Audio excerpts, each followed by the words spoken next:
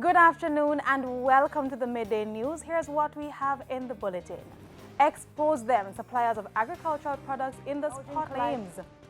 Heightened concern about the rising crime being committed. And later in sports, West Indies senior men's and resigns. Hello, I'm Kalisha Williams and here are the details. The Jamaica Agricultural Society, JAS, is raising concern about some local retailers engaging in price gouging of agricultural inputs. JAS President Lenworth Fulton is calling for a survey to expose stores that have been increasing prices excessively. Sandy Williams reports. In recent months, the prices of agricultural inputs such as fertilizers and insecticides have been steadily rising. The driving factors, supply chain issues and the war in Ukraine. President of the Jamaica Agricultural Society, Lenworth Fulton, believes some local stores have been increasing their prices too much. It's why he wants a survey of farm input prices to be conducted. Well, I think they should do a survey which would give information and to expose those who are overdoing it. I think a survey now is necessary. With all what is happening, we have not seen a survey. I don't know who would be responsible for doing the survey, but it would give information and it would make us more sure-footed in our planning. We need information right now. The government has been providing subsidies to farmers to cushion the effects of the rising prices. But Mr. Fullerton says so far the subsidies have not tempered the increase. In the meantime, the JAS boss says he expects the shortage of fertilizer to continue for at least another year. At least one supplier, Newport First Sand Jamaica, has said it might have to cut back production due to the rising cost of manufacturing the agricultural input. But the government really have some measures, some subsidies that they are putting in there, and we have some fertilizer from Morocco that are being distributed now. So I think that will help to ease the pressure a little. But the war in Ukraine continuing is anybody's guess when this thing will be over. Sandy Williams, TVJ News. A St. James teacher is furious this afternoon after she says numerous attempts to get her salary from the Ministry of Education have failed. But as you hear in this report from Sandy Williams, the ministry is promising to investigate the matter. We'll call her Mary to conceal her identity. After resigning from her job as a guidance counselor at a primary school in Montego Bay, St. James last year, she told us she is yet to receive her full salary from the Ministry of Education. Mary says when she first contacted the ministry's Region 4 office about the matter, she was informed that all her qualifications need to be accredited. All documents were submitted in April-May 2021. I got a response from the ministry in January 2022 and a letter which I have now stating that all my documents have been verified and the salary is supposed to be adjusted as soon as funds were available. But up to March this year, Mary says she still had not received payment, and so she contacted the ministry again. I spoke to a young man and he said that he asked me for my TRN and he said that my information has been updated and I should expect my retro the end of April. End of April came, I did not see that reflected. I called back, spoke to another gentleman. He said some signing off did not happen, but definitely May I would see that reflected. May, we are in May now, it's not reflected. Mary says she went to the ministry's office in Kingston on Friday to find out what has been delaying payment. The director came shortly after I spoke to another representative from the ministry who deals with salary also. She went directly to the director, only to find out that it is still not available because they got directive that to put on hold, not to pay that section part of the money. The situation has been crippling her livelihood as she was depending on the funds to provide for her family. I was depending on this money for this month. My mortgage is backed up, light bill, water. Children need formula, what am I going to do? I can't tell my children that I didn't get paid. They still need to eat. I'm tired of borrowing. When I speak to other teachers, they are saying that I have to wait like 2 or 3 years. I am not going to wait 2 or 3 years for my money. I need it. The same directive that told them not to sign off or to distribute money, the same directive can reverse what they have said.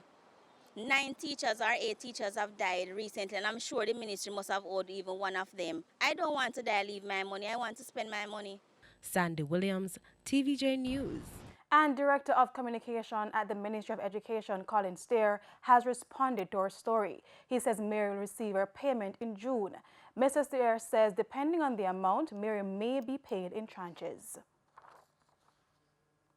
10,000 Jamaicans are set to be employed by several cruise lines, which will begin a massive recruitment drive this week. Cooks, barbers, accountants, and seafarers are among those to be recruited. They will also be able to participate in the Tourism Pension Fund. 10,000 Jamaican workers will be recruited for that program. We have issues with employment in the hospitality sector in Jamaica. So we have agreed that the recruitment will happen on the south coast of Jamaica, so as to avoid the north coast and to disrupt the hotel and tourism sector. Now, Tourism Minister Edmund Bartlett was speaking recently at a meeting hosted by Generation 2000. He stressed that multi-million-dollar investments are on the horizon. I met with a mega team from Israel that is looking at $1 billion investment between Westmoreland and St. Thomas. We met with a local team that's putting $1 billion Jamaican dollars of investment in St. Thomas in mega villas. We're working with a team of nearly 40 mega investors to come to Jamaica before the end of the first half of the year to scout around and look and to see what investment prospects there are for us in a number of areas, not just tourism, but in logistics and in aviation and in construction and in real estate. Jamaica will become the first country in North and Central America to host the World Free Zone Conference at the Montego Bay Convention Center from June 13 to 17. And it's now time for a break. Stay with us. More stories when we return. Welcome back to the Midday News. Finance Minister Dr. Nigel Clark is promising a significant increase to public sector workers at the lowest levels when the compensation review is complete. There are many persons in the public sector who are at the lowest levels, who are attendants and drivers and so forth, who make $500,000 a year and $600,000 a year. I can say unequivocally that those persons at that level can expect a significant adjustment through the compensation restructuring system. Unions and some public sector workers have been restive since the public sector compensation review began in April. The government says the aim is to simplify the process and improve fairness by adjusting salary scales and allowances. It says no public sector worker will be worse off due to the adjustment. The finance minister was also speaking recently at a meeting hosted by Generation 2000. With Child's Month coming to an end, heightened concerns this afternoon about the rise in crimes being committed by and against children. According to the St. Mary Police, this worrying trend could worsen the island's murder rate. Between January 1 and May 27, 594 murders were committed in the island, a 7% increase when compared to the 555 Jamaicans who were killed during the corresponding time in 2021.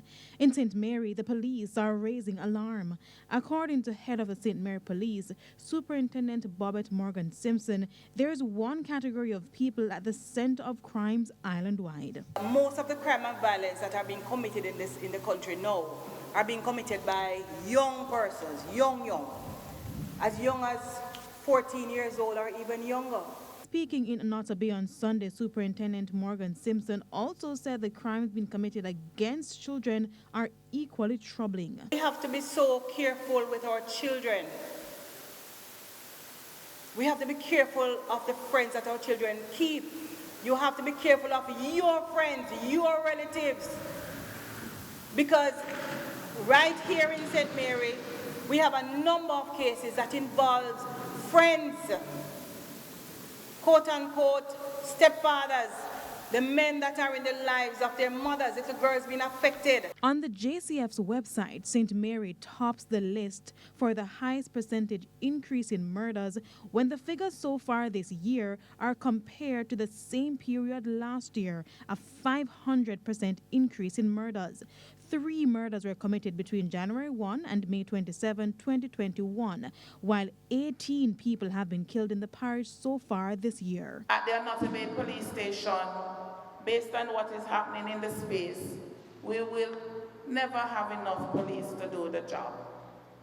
Not the way we want the job to be done, or we know the job's supposed to be done.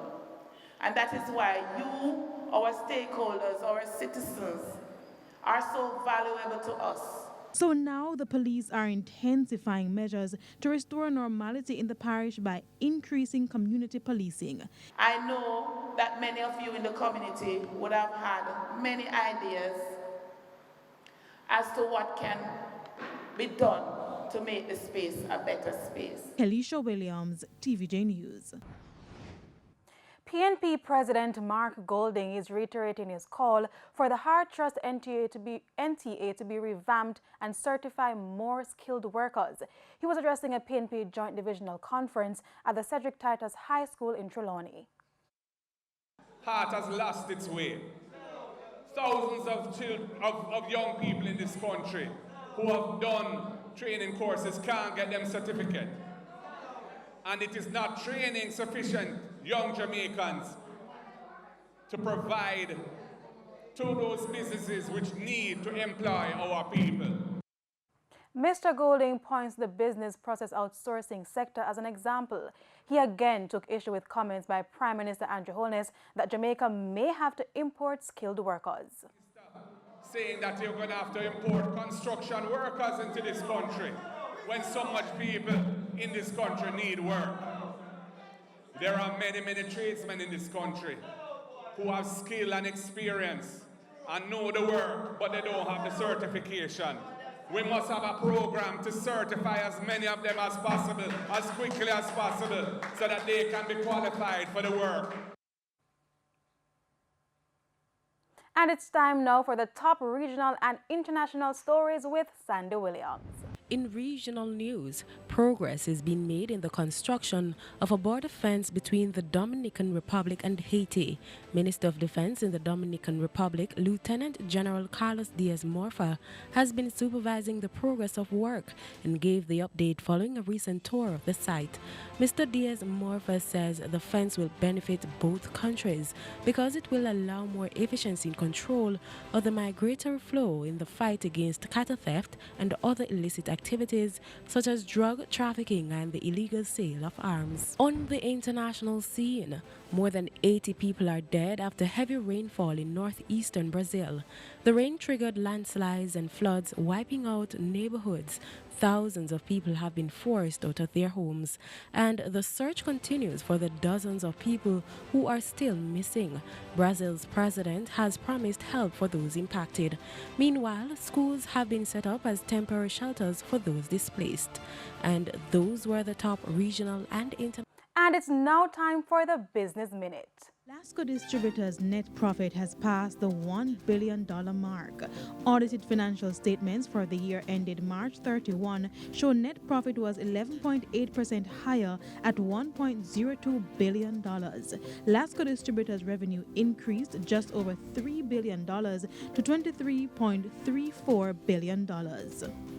The company says this resulted from growth in all key categories and brands driven by increased marketing and expanded distribution. And the European Union (EU) is scheduled to meet today and tomorrow to discuss a 6th package of sanctions against Russia for its invasion of Ukraine. While governments take steps to convince Russia to pull back the invasion, analysts say any further ban on Russian oil would significantly tighten the crude market. Supplies are already strained due to rising demand for gasoline, diesel, and jet fuel ahead of the peak summer demand season in the US and Europe. EU governments failed to agree on an embargo on Russian oil yesterday, but will continue talks on a deal to ban seaborne deliveries of Russian oil while allowing deliveries by pipeline. And that's the Business Minute. I'm Kalisha Williams. And we head to a quick break. When we come back, we'll have your Midday Sports Report. Simon Preston is standing by. Welcome back. It's now time for Midday Sports. I'm Simon Preston. West Indies senior men's and youth selector Ramnir Sarwan has resigned due to personal reasons. The 41-year-old only spent 4 months in this role. Robert Haynes will occupy the position Sarwan left until a full-time replacement is selected for this role. The West Indies men's team are currently touring the Netherlands for the first ever ODI series between both teams as part of the ICC ODI Super League. To football we go now as Dunbeholden FC reclaimed a top spot in the Jamaica Premier League while Cavalier recorded a big victory over Malines United yesterday at the Anthony Spalding Sports Complex. Dunbeholden are back atop the Jamaica Premier League standings after clipping Portmore United 1-0 in the St. Catherine derby in the first of a doubleheader at the Anthony Spalding Sports Complex on Sunday. Demario Phillips' free kick in stoppage time saw Dunbeholden move 3 points clear of second place to Waterhouse, who have 2 games in hand. Yeah, man, an ugly win here today. I think we had not the best of games, but they were trying. And we got the goal late, and it's better to get it late than never. Led by a double from Dwayne Busy Atkinson, defending champions Cavalier defeated a second from bottom Malines United 4-1 in the second match of the doubleheader. Atkinson scored in the 55th and 58th minutes for Cavalier, who moved to 30 points but stayed in 5th. We are definitely pleased because we were working on a couple of stuff while we were overseas, and the guys have executed it here, and so we are pleased with that. In other results on Sunday, second half goals from Ricardo Campbell and Tyreek Harrison carried Vere United to a 2-0 win over Harbourview. With the win, Vere United moved up to 9th and to 19 points, while Harbourview stayed 7th. And last placed Montego Bay United played to a 1-0 draw with 8th placed Humble Lion. Fabian Forbes found the back of the net for Montego Bay United in the 71st minute before Lorenzo Lewin equalised for Humble Lion in the 85th minute. Meanwhile, in matches today, 3rd place Arnott Gardens will do battle with 4th place Mount Pleasant Academy, while Waterhouse takes on 6th placed Tivoli Gardens. Waterhouse's opponent in the preliminaries of the 2022 CONCACAF League will be revealed at the tournament's draw on June 8 in Miami. Waterhouse qualified for this competition after winning the playoff against Puerto Rican club Bayamon FC in the Caribbean Club Championship last week. This will be Waterhouse's 3rd appearance in the competition. Waterhouse's best run came in 2019, where they made it to the quarterfinals. To the track we go now, as 2011 World Champion Johan Blake is one of 3 Jamaicans slated to compete at the Ostrava Golden Spike Meet in the Czech Republic on Tuesday. Blake is due to line up in the 100 metres against the likes of Zarnell Hughes and Reece Prescott of Great Britain and Akani Simbini of South Africa. Olympic Games bronze medalist Megan Tapp will go in the 100-metre hurdles against Nia Ali of the USA and Olympic champion Jasmine Camacho Quinn. Candice McLeod will line up in the women's 400 metres. The Boston Celtics have advanced to the NBA Finals after being crowned Eastern Conference champions on Sunday. The Celtics defeated the Miami Heat 100-96 to win the series 4-3. Jason Tatum led the way for the Celtics with 26 points, 10 rebounds and 6 assists. The Celtics will face the Golden State Warriors in the NBA Finals starting on Thursday in California. The Celtics will be searching for their first title since 2008, while the Golden State Warriors are searching for their first crown since 2018. Kingston College are the champions of the Schoolboy Lacrosse Championship after thumping North Street rival St. George's College 7-0 at KC over the weekend. This is the 3rd time that Kingston College are winning this title, which puts them on par with STGC with the same number of crowns. Vice President of the Jamaica Lacrosse Association, Dwight Clark, was pleased with the quality of the performance and is hoping for more schools to enter next season. Head coach of KC, Kenny Sabrati, was pleased with the victory. George's boys came and I believe they gave it their all, so I want to congratulate them as well. And that is it for your Midday Sports Report. I'm Simon Preston Kalisha. It's over to you. Thanks, Simon. And